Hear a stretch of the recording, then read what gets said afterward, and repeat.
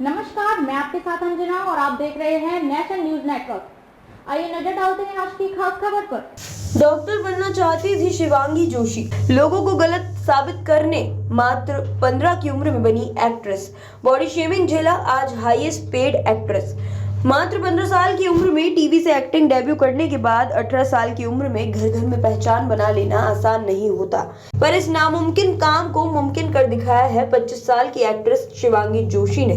सिर्फ 10 साल से करियर में शिवांगी टीवी की हाईएस्ट पेड और पॉपुलर एक्ट्रेसेस में से एक बन चुकी है, लेकिन इस मुकाम तक पहुंचना उनके लिए आसान नहीं था। मजेदार बात तो ये है कि शिवांगी को कभी एक्ट्रेस बनना ही नहीं था, वो तो डॉक्टर बनना चाहती थी, पर किस्मत से वो एक्ट्रेस बन गई। इस हफ्ते स्टार टॉक्स में हम बात करेंगे शिवांगी जोशी की, जो आज टीवी इंडस्ट्री का जाना पहचाना नाम है। शिवांगी ने टीवी शो खेलती है जिंदगी आंख मिचोली से एक्टिंग डेब्यू किया था। हालांकि उन्हें असल पहचान 3 साल तक स्ट्रगल करने के बाद टीवी शो ये रिश्ता क्या कहलाता है से मिली। अपने करियर की शुरुआत में शिवांगी बहुत बुरे दौर से गुजरी है। खराब आर्थिक स्थिति से लेकर सेट पर सीनियर एक्टर्स से ताना मिलना और बॉडी शेमिंग का शिकार होने तक एक्ट्रेस ने काफी कुछ फेस किया। हालांकि अब उनका मानना है कि हर किसी को अपनी जिंदगी में एक बार तो स्ट्रगल से गुजरना चाहिए। शिवांगी ने बताया, मैं डांस फील्ड में करियर बनाना चाहती थी, कोरियोग्राफर बनना चाहती थी, और अगर कोरियोग्राफर न बन पाती तो मेरे मन में दूसरा ऑप्शन डॉक्टर बनना था, क्योंकि मैं पढ़ाई में काफी अच्छी थी। लेकिन कुछ ऐसी घटनाएं भी हुई जब लोगों ने मुझे ताना मारा कि अरे ये तो एक्ट्रेस बनने वाली थी, इसे मुंबई जाना था, इसका क्या हुआ, एक्टर नहीं बन पाई क्या? बन ही नहीं सकती। उस वक्त मैं 9वीं क्लास में थी और तभी मैंने डिसाइड किया कि मैं हर किसी को गलत साबित करके दिखाऊंगी। मैं हर किसी को दिखाऊंगी कि मैं एक एक्ट्रेस बन सकती हूँ।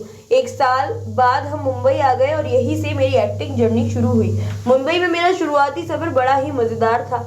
दरअसल छोटे शहरों के घरों की तुलना में यहाँ जगह बहुत कम है। हमें जो पहला फ्लैट मिला वो इतना छोटा था कि उसमें केवल एक कमरा था। वो पीजी सिस्टम था और वहाँ अन्य लड़कियां भी हमारे साथ रहती थी। यकीन मानिए, मुंबई में मैं पहली रात सो ही नहीं पाई। अगले दिन माँ ने वॉचमैन से बात की, जिसकी मदद से हमें किसी और बिल्डिंग में एक अलग फ्लैट मिला जो बेहतर था। कुछ दिन सेटल होने के बाद हमने मुंबई में लोगों से पूछना शुरू किया कि ऑडिशन कहाँ होते हैं। जब कोई हमारी हेल्प करता था तो मैं जाकर ऑडिशन दे आती थी। कई बार तो मैंने एक दिन में कम से कम 4 ऑडिशन दिए।